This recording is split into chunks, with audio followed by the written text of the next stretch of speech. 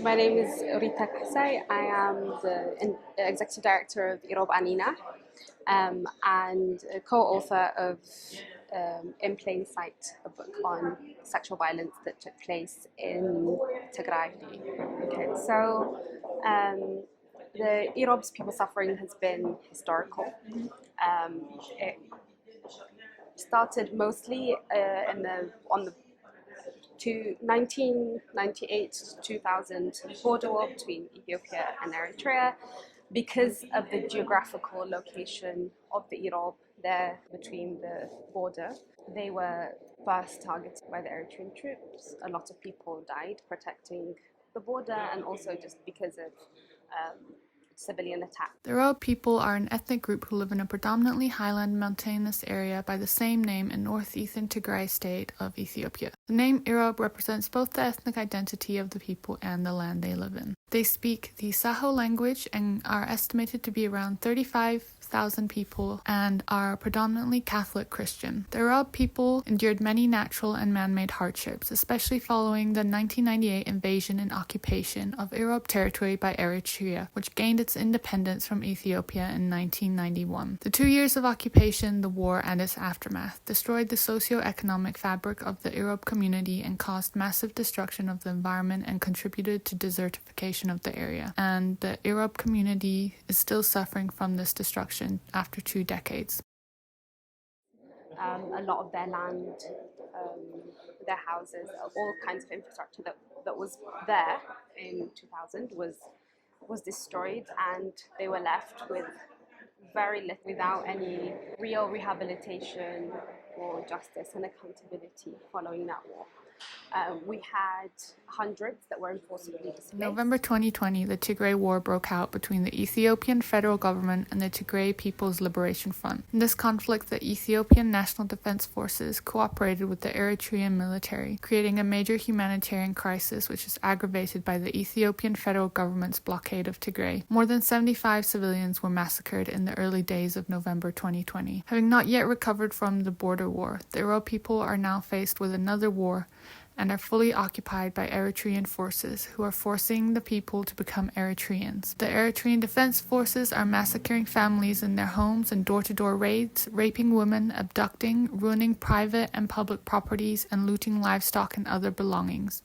There is currently no medicine, water, food, telecommunication, or transportation. The Irob people continue to face an existential threat as the international community looks the other way. Irob Anina is calling for the withdrawal of Eritrean troops from Irob territory and unhindered humanitarian access. Rita Kahsay, its executive director, says the occupation threatens to wipe out the Irob people as a minority ethnic group, since it is fueling the displacement of the Irob to other parts of Tigray where they assimilate and stop speaking their own language.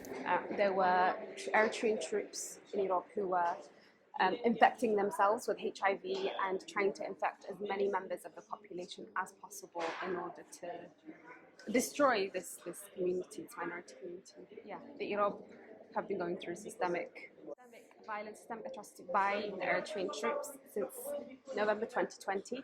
Currently, around 60% of Irob, so 4 out of 7 areas, like region in that area, are still under the occupation of Eritrean troops and continue to face violence, like sexual violence, looting property, and so on.